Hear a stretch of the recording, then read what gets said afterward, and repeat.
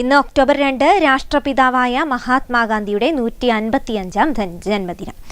1869 October 2 ജനിച്ച മോഹൻദാസ് കരംചന്ദ് ഗാന്ധിയുടെ ജന്മവാർഷികത്തോടനുബന്ധിച്ച് രാജ്യം ഈ ദിനം ഗാന്ധി ജയന്തിയായി ആചരിക്കുകയാണ്. ഐക്യരാഷ്ട്രസഭ ഇതേ ദിവസം അന്താരാഷ്ട്ര അഹിംസാ ദിനമായും ആചരിക്കുന്നു. അഹിംസയുടെ പാതയിലൂടെ സഞ്ചരിച്ച് സമാനതകളില്ലാത്ത സഹന സമര മാതൃക തീർത്ത് ലോകരാജ്യങ്ങൾക്ക് മാതൃകയായി മാറിയ വ്യക്തിത്വമാണ് ഗാന്ധിജി.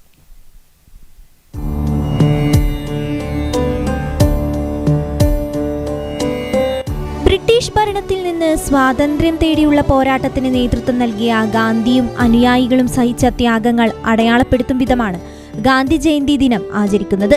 രാജ്യത്തുടനീളം പ്രാർത്ഥനാ സേവനങ്ങളുമായാണ് ഗാന്ധി ജയന്തി ആചരിക്കുന്നത്. സേവനവാരം ആചരിക്കുന്നതും ഗാന്ധി ജയന്തി ദിനം മുതലാണ്. രാജ്യത്തിന് ദിശാബോധം പകർന്നു നൽകിയ അദ്ദേഹത്തിന്റെ ജന്മദിനം രാജ്യം വിപുലമായി തന്നെ ആഘോഷിക്കുന്നു.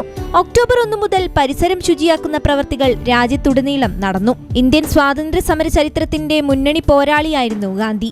ലോകത്തിനു മുന്നിൽ അഹിംസയുടെയും സ്വാതന്ത്ര്യത്തിന്റെയും പുതിയ പാത തുറന്നുകൊടുത്തു. അതുകൊണ്ട് തന്നെ ഗാന്ധി ജയന്തി ദിനം അന്താരാഷ്ട്ര അഹിംസാ ദിനമായും ആചരിക്കപ്പെടുന്നു. മോഹൻദാസ് കരംചന്ദ് ഗാന്ധി എന്നാണ് യഥാർത്ഥ പേരെങ്കിലും പ്രവർത്തികളിലൂടെ ജനങ്ങൾക്ക് അദ്ദേഹം മഹാത്മാഗാന്ധിയായി, കുട്ടികളുടെ പ്രിയപ്പെട്ട ബാപ്പുജിയായി. ഇന്ത്യൻ സ്വാതന്ത്ര്യത്തിൽ ഗാന്ധി നൽകിയ സംഭാവനകൾ ഇന്നും ഓരോ ഇന്ത്യൻ പൗരനും സ്മരിക്കുന്നു.